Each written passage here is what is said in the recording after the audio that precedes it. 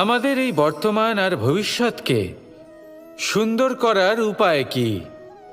কেউ বলবেন আজ নিরন্তর পরিশ্রম করতে থাকো, কর্ম এবং চেষ্টা করতে থাকো। তার থেকেও বেশি গুরুত্বপূর্ণ কিছু আছে, বিগত অতীতের সাথে শান্তি স্থাপনা করা। কারণ অনেক সময় আপনার এই অতীত আপনাকে সামনে অগ্রসর হতেই দেয় না। আর অতীতের এই বিতৃষ্ণা যদি আপনি ভুলতে না পারেন, তাহলে বর্তমানের এই মিষ্টি সুখ আপনি কিভাবে উপভোগ করবেন, ভবিষ্যৎকে কিভাবে সুন্দর বানাবেন?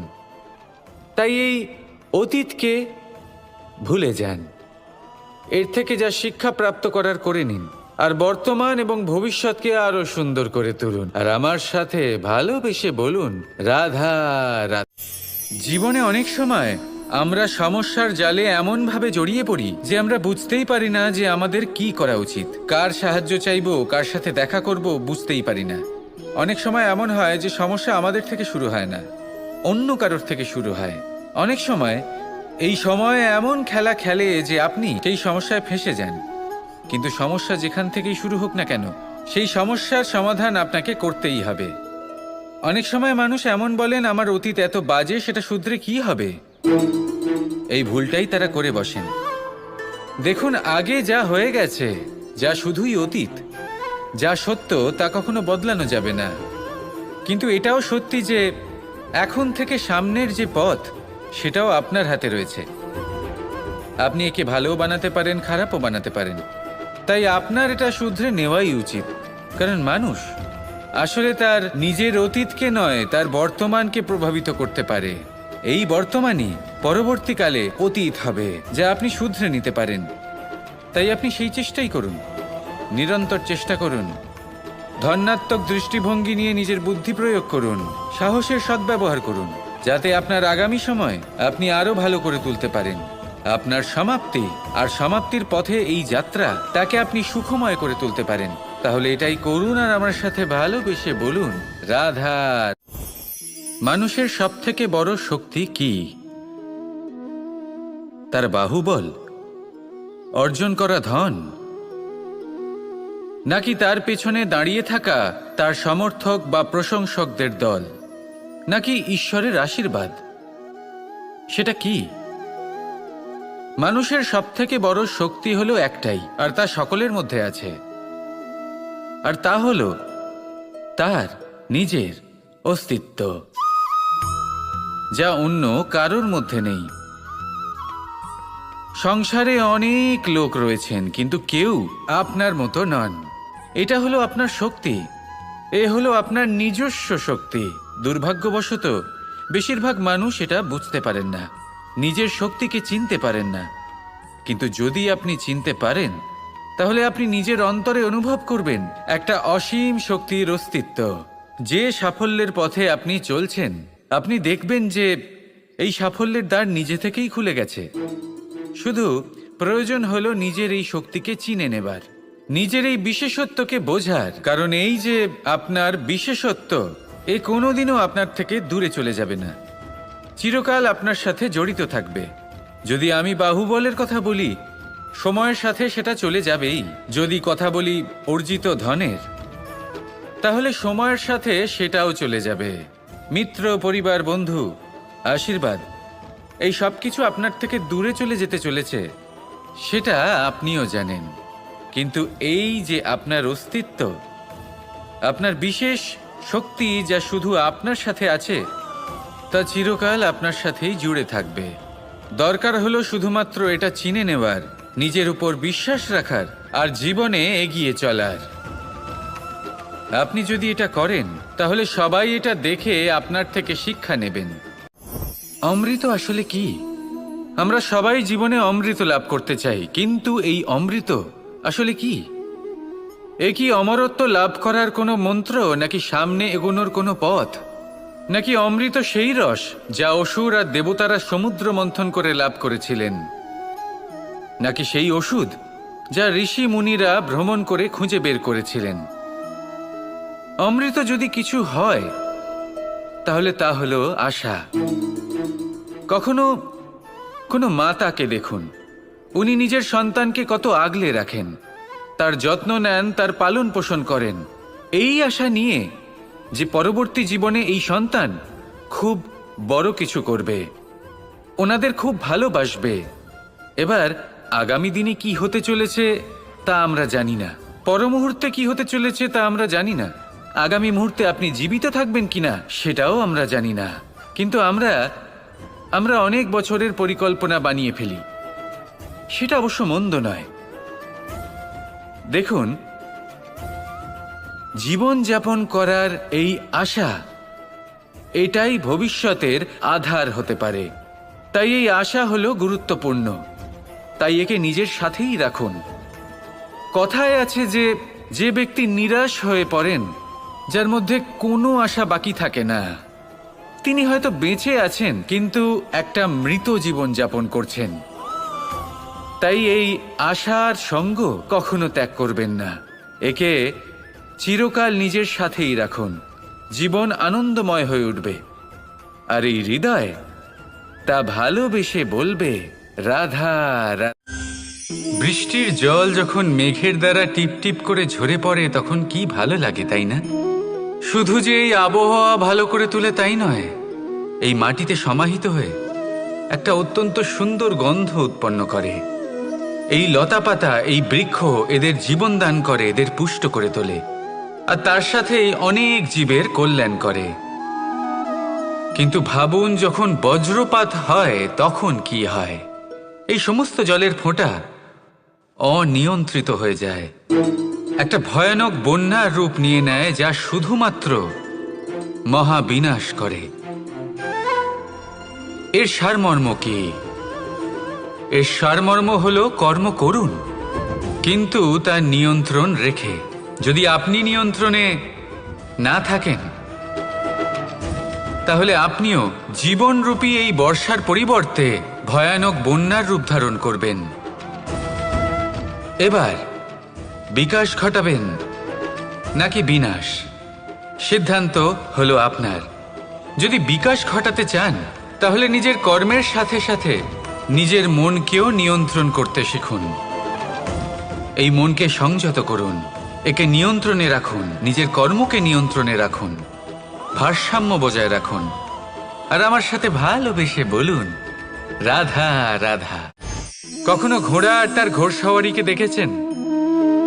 ঘোড়ার ডান এবং বাম দিকে যেন একটা পর্দা লাগানো থাকে। তার কারণ কি? যাতে ঘোড়া অন্য কোনো দিকে দেখতে না পায়, শুধুমাত্র সামনে দেখে আর সেই দিকেই এগোতে থাকে। বলতে গেলে এটা খুব সাধারণ ব্যাপার, কিন্তু এর পেছনে খুব বড় এক বিজ্ঞান লুকিয়ে রয়েছে। আপনি যদি জীবনে নিজের লক্ষ্যে পৌঁছতে চান, তাহলে আপনাকে এদিক ওদিক তাকানো বন্ধ করতে হবে, শুধু সামনে নিজের লক্ষ্যের দিকে তাকিয়ে থাকতে হবে। তখনই জীবনে সাফল্য লাভ করবেন। ঘোড়া তো শুধুমাত্র এক পশু, তার উপরে লাগাম পরাতে হয়, চোখের ডান এবং বাম দিকে পর্দা পরিয়ে দেওয়া হয়। আপনি হলেন মানুষ, আপনাকে লাগাম কে পরাবে? কেউ না, এটা আপনাকে নিজেকেই করতে হবে। মনের গভীরে প্রবেশ করুন আর আবেগগুলিকে লাগাম পরান, তাদের নিয়ন্ত্রণ করতে শিখুন।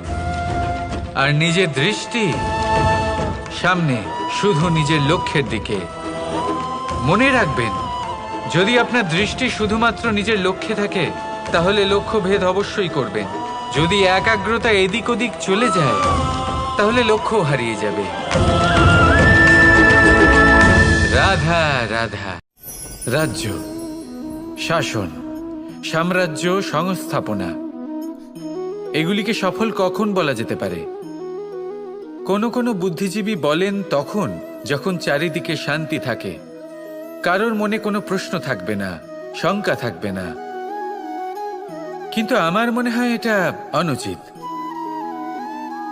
কোনো রাজ্যের পক্ষে বা কোনো শাসনকালে সবথেকে বড় সংকট তখন আসে যখন সবথেকে বেশি যোগ্য ব্যক্তি বা সবথেকে বেশি বিদ্বান ব্যক্তিও শুধু মুখদর্শক হয়ে বসে থাকেন। মনে প্রশ্ন আসতে থাকে কিন্তু জিজ্ঞেস করেন না, শঙ্কা উৎপন্ন হয় কিন্তু ব্যক্ত করতে পারেন না। এটা খুবই অনুচিত। এই যে প্রশ্ন, তা আসা খুব ভালো। এই প্রশ্ন অকারণে আসে না, কোনো সমস্যার কারণেই আসে।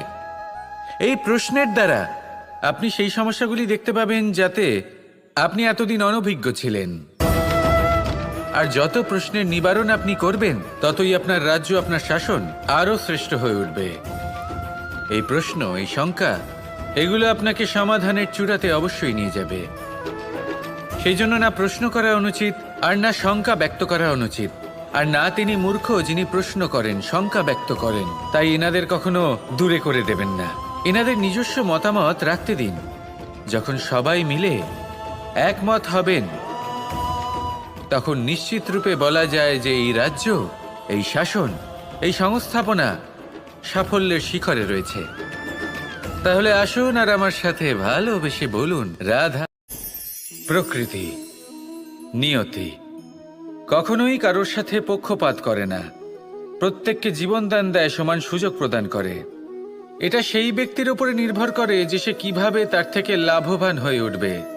তার নির্বাচনের উপর নির্ভর করে, তার দৃষ্টিভঙ্গির উপর নির্ভর করে যে সে কতটা ধনাত্মক বা কতটা নেতিবাচক।